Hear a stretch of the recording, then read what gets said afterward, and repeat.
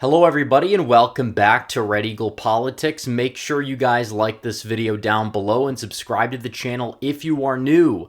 So, an embarrassing night last night for Nikki Haley. She lost the bye week essentially. She lost to literally nobody. She lost to the none of the above option in the Nevada Republican primary. She was not running against anybody. Donald Trump was not on the ballot because he was smart enough not to opt for this primary that was completely meaningless, that was not binding. But for some reason, Haley did not decide to sign on to the caucus. And I feel like the reason why she went this route is because, if she wins the primary, then that's absolutely huge for her in terms of optics because she will have a state in her column. It's not like she gets any delegates out of the whole thing, but she can at least have the claim to say, hey, look at me.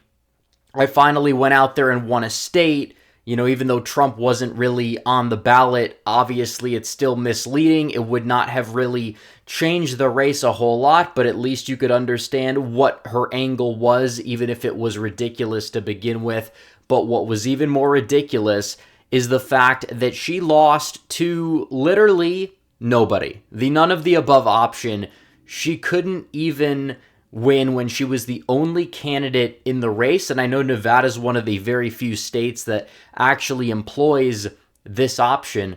But still, the optics disaster for Haley to go out there and get not even a third of the vote when she's the only person in this race that's actually running for president. You have a couple of other people whose names were on the ballot. I believe all of them are either complete and total no names or they dropped out months before the Iowa caucus.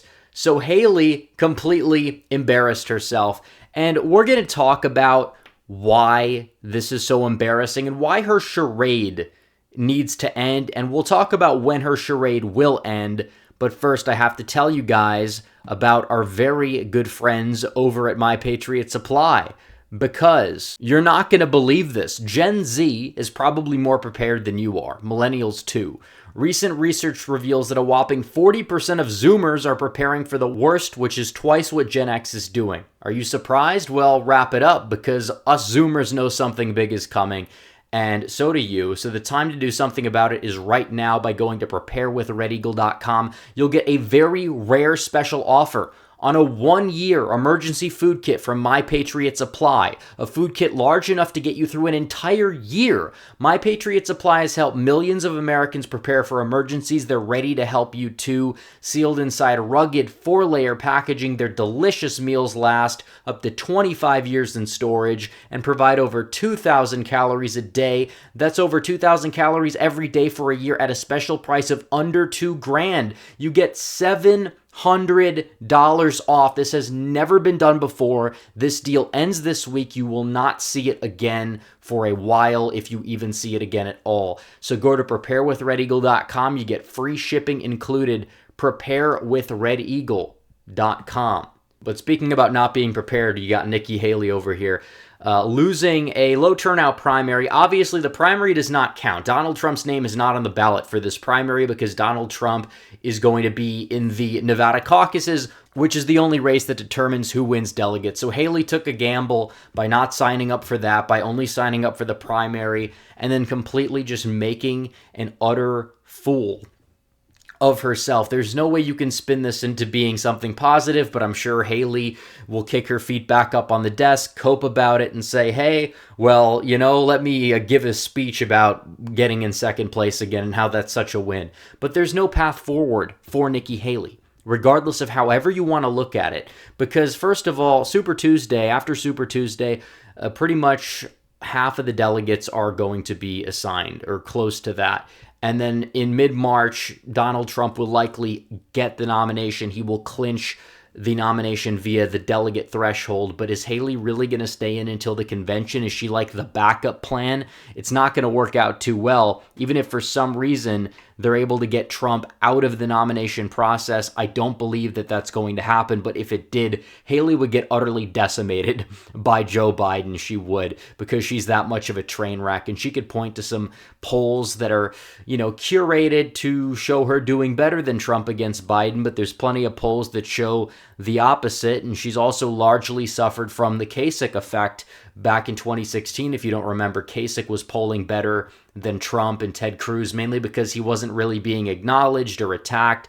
When Haley would be getting attacked, it wouldn't end too well for her. And it's funny because a lot of her own primary voters are from these open primaries who are not going to be voting for her in a general election regardless. And in terms of the closed primary, if you had a full turnout primary, Trump v. Haley in Nevada, Haley wouldn't even crack 20% of the vote, probably not even 15% of the vote. And she struggled severely in the Las Vegas area. She struggled even worse in the rurals, and I think her best area was Reno, where she got like 40% of the vote in Washoe County. But still, looking at Haley, she has no path. In New Hampshire, that was her, win it or go home state. Even though she lost it, she stayed in. But, she got delegates there. She got 40-some% of the vote. That electorate was majority non-registered Republican. Now Haley is staying in this race. She's losing the entirety of Nevada. She probably loses the Virgin Islands caucus as well. And then her next big state that she's putting a lot of energy on is South Carolina. It's her home state, but she's polling down 30, if not 40 points to Trump in South Carolina. And it is another open primary. If it was not an open primary, I think Trump would probably, get close to 80% of the vote there, if not higher, despite it being her home state. But still, at the same time, I feel like South Carolina Democrats are going to be less likely to cross over. And their primary actually counted on the Democrat side, unlike the New Hampshire primary, which Democrats are just going to completely ignore. That's why Biden wasn't on the ballot, because New Hampshire happens to be too old and too white, according to them, to be first in the nation. But either way, Haley has said that if she does, better in South Carolina than New Hampshire, that it's a win for her. So, that might be the benchmark where she decides to say, hey, if I don't hit that threshold, she's probably going to drop out. She knows that donors are probably going to be leaving her. But at this point in the game, she doesn't have a pathway. And even if she loses South Carolina by one vote, Donald Trump gets all 50 of those delegates. And, you go through these states on Super Tuesday, she's not going to have enough time to consolidate her support in any of these states, really. She's going to get completely shellacked. Vermont might be her only chance to maybe pull out a victory, just because it's similar to New Hampshire in a lot of ways, and she's getting the endorsement of the rhino governor, who's arguably the biggest rhino in the country. I think you could make a case that he's even further left than Joe Biden is. But nevertheless, when you're looking at all of these delegates here, Haley is not going to win very many of them if she does stay in. All these delegates are up for grabs on Super Tuesday. She's probably at most, if she does everything right, maybe you could say gets like 100, 150 of those delegates. There's no path forward. There's not. She's just buying time. She's staying in the race, and she's doing it to weaken Donald Trump in her view, because that's all this is about. It's a vanity campaign. She gets to go on CNN. She gets to go on SNL. She gets to hobnob with these liberals, these people that just want to one-up Donald Trump, orange man bad, this, that, and the other thing. And it's not working out for her. She can cope about how, New Hampshire was close, but it doesn't matter, because South Carolina, that's winner take all. A lot of these states are winner take all, or she won't clear the threshold needed to get any delegates, to the point where it's just like, yeah, you know what? It's over. She is done. She is cooked. And she is so despised. Her 2004 on steroids brand of